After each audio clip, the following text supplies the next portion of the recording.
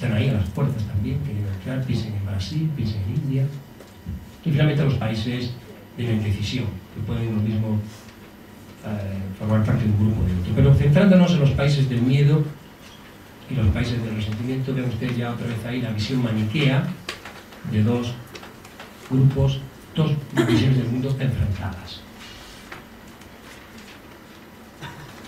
Los terribles acontecimientos que ustedes conocen, del 11 de septiembre de 2001, en Nueva York,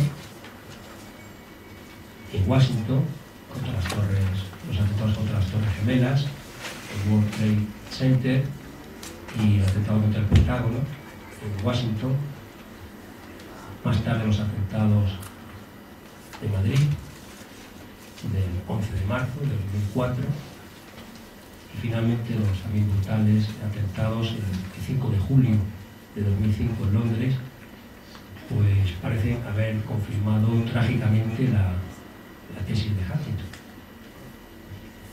Si a ello añaden ustedes la represalia norteamericana contra el Afganistán de los talibán y finalmente la posterior invasión de Irak, pues tienen ustedes una visión del apocalipsis casi hemos hablado, casi pronosticado, augurado por Huntington.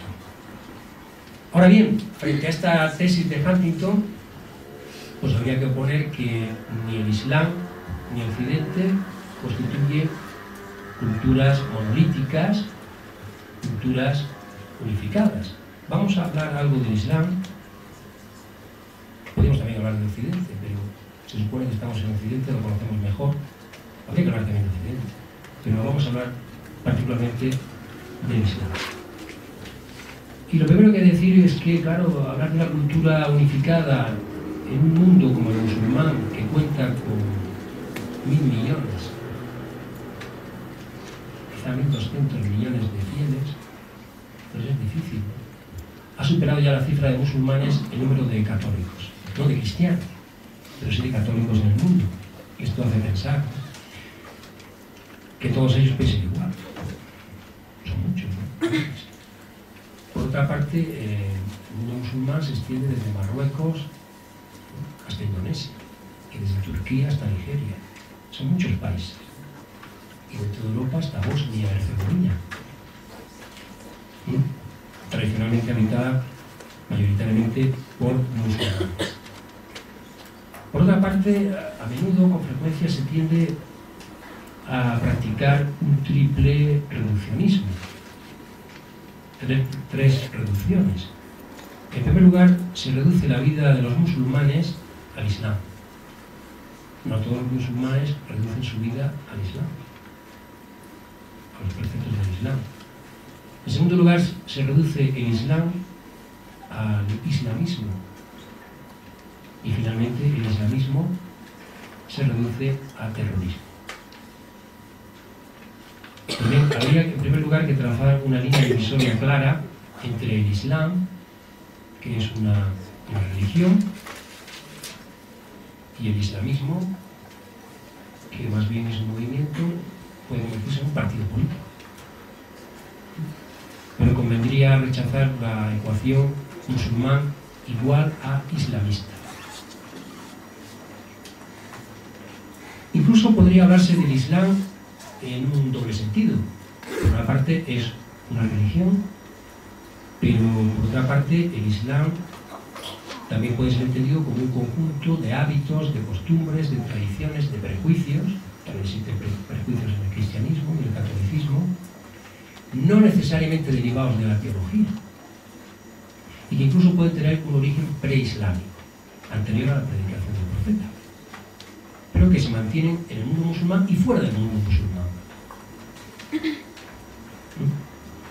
Y habría que buscar siempre el origen de esas prácticas, que no siempre están motivadas, están fundadas en la religión.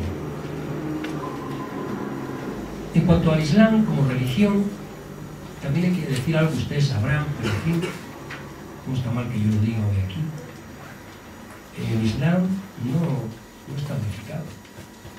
El Islam ha conocido cismas, igual que la religión cristiana ha conocido el cisma de Oriente, y luego conoció la Reforma Luterana,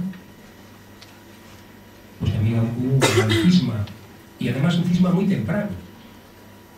No es un cisma reciente, es un cisma muy antiguo, data del mismo siglo de la predicación de Mahoma, data del siglo VII. Y es muy inmediato a Mahoma, a la predicación de Mahoma. Y es el gran cisma de los chiitas.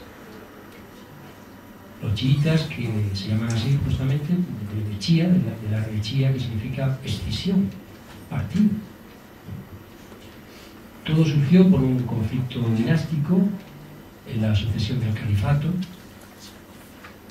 El califa es cabeza de los creyentes, y esa escisión se produce en el año 661.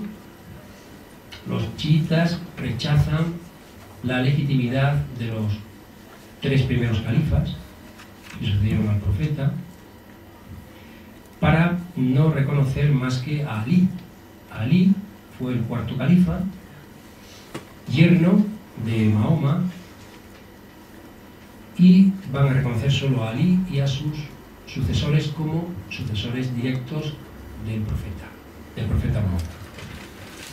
Precisamente uno de los ejes doctrinales del chiismo, de esta corriente dentro del Islam, es la conmemoración del martirio de su imán. Su imán es la cabeza de su corriente, el imán Hussein. El imán Hussein era hijo de Ali, el segundo hijo de Ali, y era nieto de Mahoma, el nieto del profeta. Justamente los partidarios de Ali y luego de Hussein se enfrentan a los omeyas, que han tomado el poder en Damasco, y Hussein, el nieto de Mahoma, va a ser derrotado en Kerbala en el año 680 por las tropas del califa sunita de Damasco. Tras la batalla, los supervivientes van a ser torturados y van a ser asesinados, y es el martirio del imán Hussein. La conmemoración de este martirio se llama la Asura, y precisamente de este acontecimiento del martirio de Hussein en Kerbala. Kerbala está en Irak, es una de las ciudades santas, donde está la tumba de Hussein, en Kerbala, una de las principales ciudades santas del chiismo.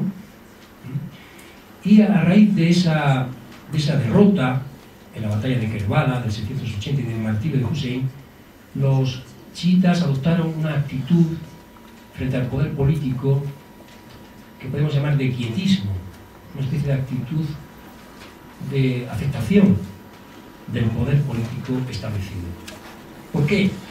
Porque los chiitas tradicionalmente han esperado el regreso de uno de sus imanes, no del imán Hussein, sino de un imán posterior, Mahdi, que es el 12º imán de los chiitas, y todavía esperan la llegada de ese imán, que dará lugar al final de los tiempos. Como veremos, la actitud de los chiitas ha cambiado también históricamente a finales del siglo pasado, del siglo XX. Por tanto, tenemos una escisión, que son los chiitas, y frente a los chiitas nos encontramos con la corriente mayoritaria del Islam, que son los sunitas. Los sunitas son la mayoría. Tengan en cuenta que los chiitas representan aproximadamente el 10% de los musulmanes, solamente los chiitas, y los chiitas son predominantes en Irán, también en Irak, no tanto como en Irán, pero también en Irak, en el sur del Líbano, en Azerbaiyán, pero el resto del mundo musulmán aparece dominado por la corriente sunita, que es la mayoritaria, es la ortodoxa. Los chiitas serían los heterodoxos, y los sunitas se llaman así por la especial importancia que conceden a una de las grandes fuentes de la religión musulmana y del derecho musulmán, que es la sunna. La sunna es la conducta del profeta, los hechos, los dichos y los silencios del profeta, no recogidos en libros sagrados, revelado, que es el Corán. Esa es la sunna, que se transmite oralmente, y el gran valor que prestan los sunitas a la sunna es lo que les da nombre. Por tanto, vean ustedes que ya hay un cisma, por no hablar de otra corriente, que son los jairiyíes, pero las dos corrientes mayoritarias serían los sunitas y los chiitas. Por tanto, hay diferencias entre los musulmanes, no se puede contemplar el Islam como algo monolítico. Pero ya que hemos hablado del Islam, demos un paso más y avancemos hacia el islamismo. Entramos en un terreno más movedizo, un terreno más delicado. Ya no es el Islam, ya no es una religión, ya es un movimiento político que hace bandera de la religión. Todo empieza tras la Primera Guerra Mundial, antes se hablaba de la Segunda, pues ahora de la Primera Guerra Mundial. En la Primera Guerra Mundial, el Imperio Otomano, léase Turquía, queremos entender que era el Imperio Otomano, pero no era solo Turquía, se extendía por todo Oriente Próximo, era el Imperio Otomano. El Imperio Otomano formó una alianza con Alemania y con Austria-Hungría, con los imperios centrales, el Imperio Alemán y el Imperio Austrohúngaro en la Primera Guerra Mundial. La perdieron, evidentemente, y ello provocó la desaparición del Imperio Otomano, que se desintegra. Y se funda una república, la República de Turquía, una república nacionalista, laica, presidida por Mustafa Kemal. Lo tienen ustedes en ese folio que se les ha entregado, Mustafa Kemal, en el folio donde solamente hay una fotografía.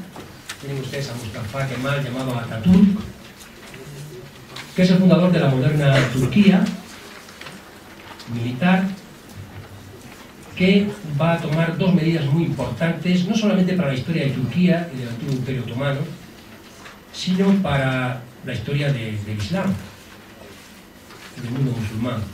En 1922 declara abolido el sultanato, ya no sultán, y en 1924, 2 años después, abole el califato otomano de Estambul. Hasta entonces, el califato otomano de Estambul había representado, aunque fuera ficticiamente, la idea de un Estado común para los creyentes, para la Umma, la comunidad de creyentes musulmanes. Tenía un valor simbólico muy importante y a partir de ahora ese califato desaparecía por obra del modernizador de Turquía, Mustafa Kemal Atatürk, y ello provocó un enorme desconcierto en el Islam, en el mundo musulmán. Porque a partir de ahora ya no había unidad, sino que había estados nacionales. Si a ello añadimos los efectos de la descolonización, veremos multiplicado el fenómeno nacionalista frente a la perdida unidad que representaba, aunque fuera simbólicamente, el califato. Pues bien, en 1928, muy poco tiempo después de estos acontecimientos, un activista egipcio que tienen ustedes en la otra cara del folio, tocado con un fez, con barba, llamado Hassan al-Banna, fundó la llamada Asociación de los Hermanos Musulmanes. La Asociación de los Hermanos Musulmanes, que se puede considerar como el origen del islamismo contemporáneo. ¿Cuál era el pensamiento de Banna? ¿Cuál era el pensamiento de los hermanos musulmanes? Pues bien, podemos resumirlo de forma muy sintética, probablemente traicionando el espíritu de su doctrina, afirmando o reconociéndolo en una consigna: nuestra Constitución es el Corán. No necesitamos ninguna